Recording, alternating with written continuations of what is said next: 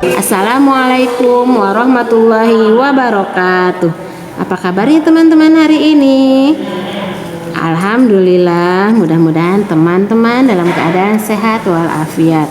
Baik teman-teman, tadi teman-teman sudah belajar SBDP, sudah belajar berkarya bersama Bu Hafsah. Sekarang teman-teman akan belajar bahasa Sunda bersama Bu Dewi. Nah, sekarang coba teman-teman buka dulu buku bahasa Sundanya halaman 32. Ya, di halaman 32 ada cerita tentang Nastiti.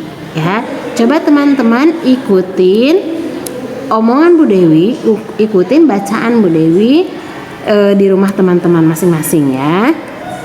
Bu Dewi akan membacakan ceritanya. Nastiti pinter nembang. Ya, nembang itu bernyanyi.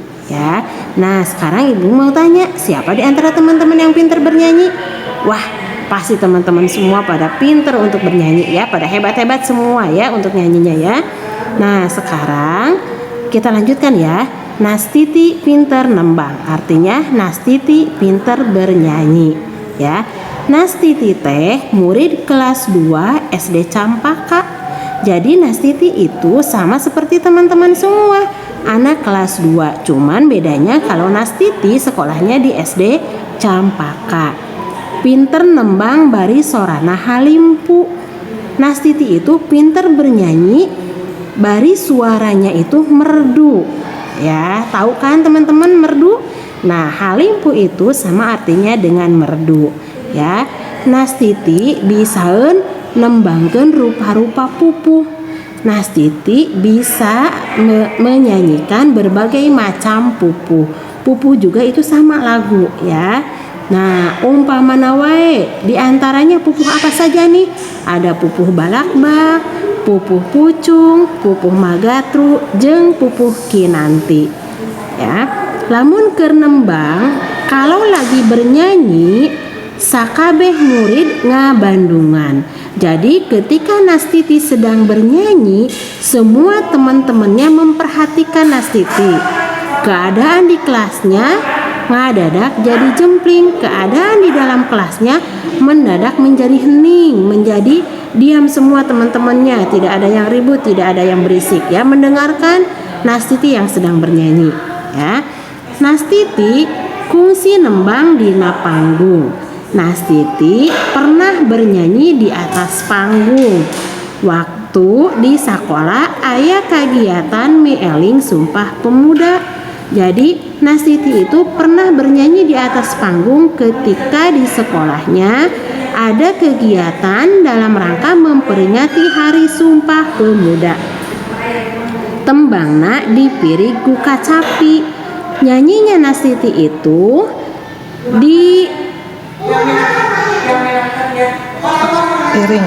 diiringi oleh kacapi. Teman-teman tahu kacapi? Nah, kacapi itu alat musik yang digunakannya menggunakan atau pemakaiannya itu dengan cara dipetik ya. Nah, itu biasa itu digunakan oleh lagu-lagu untuk mengikuti lagu-lagu bahasa Sunda ya. Ditabehna ku Ibu Sukaisi, dinyanyikannya, ditabehna atau digunakannya, dimainkannya kecapi itu oleh Ibu Sukaisi ya. Kemudian bari disulingan ku Bapak Ganjar. Sekali lagi, tembangna dipirig ku kacapi. Nastiti bernyanyinya diiringi oleh musik yang namanya kacapi, yang memainkan kacapinya adalah Ibu Sukaisi. Kemudian disulingan, kemudian bari ada yang memainkan seruling. Yang memainkan serulingnya adalah Bapak Ganjar. Itu maksudnya ya. Sajabati nembang, selain dari bernyanyi, Nastiti pinter ngaji deui. Jadi selain Nastiti itu pinter bernyanyi, Nastiti juga pinter mengaji. Seperti teman-teman di sini semua ya, pinter bernyanyi, pinter mengaji juga ya. Geus apalun surat parondok tina Al-Qur'an. Nastiti itu sudah banyak yang hafal surat-surat pendek dalam Al-Qur'an. Contohnya wae, contohnya saja ya surat Al-Falaq. Teman-teman pasti bisa semua ya. Kemudian Al-Qadar, Al-Zalzalah, Al-Humajah jeung Al-Kafirun. Puguh deui ari Al-Fatihah jeung Al-Ikhlas mah. Nah, berarti Nastiti itu pintar sekali mengajinya, sama seperti teman-teman semua. Ya, bahkan teman-teman lebih pintar daripada Nastiti. Bu Dewi yakin teman-teman sudah lebih banyak hafalan surat-surat pendeknya dibanding Nastiti. Semangat terus ya untuk menghafalnya ya teman-teman ya. Yuk kita lanjut lagi yuk di halaman 34. Ya, ceritanya masih ada ya. Nastiti diajar ngajina ka Ustad Endang. Jadi Nastiti belajar mengajinya kepada Ustad Endang. Saban ba'da asar di madrasah Mujahidin. Jadi Nastiti ngajinya itu setelah sholat asar di madrasah Mujahidin. Diajar ngajina bareng jeung barudak sapantarna. Jadi Nastiti itu mengajinya bareng-bareng dengan teman-teman sebayanya ya. Henteu ngan diajar ngaji wungkul, tapi deui babacaan jeung prak-prakan sholat. Bukan hanya belajar ngaji saja, tetapi dengan bacaan dan praktek sholat atau cara-cara sholat, bagaimana sholatnya yang betul ya. Pupujian oge diajar ku cara ditembangkeun. Teman-teman tahu pupujian? Nah, pupujian itu kalau misalkan sekarang di kita ini ketika selesai azan atau sebelum azan biasa ada orang yang menyanyi. Nah, itu namanya pupujian ya. Tah Bandungan sorana jentrek kapireng ya.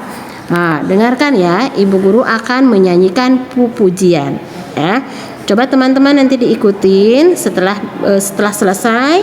Setelah ke teman-teman hafal, teman-teman bisa nanti videokan ke ibu gurunya, ke wali kelasnya masing-masing ya.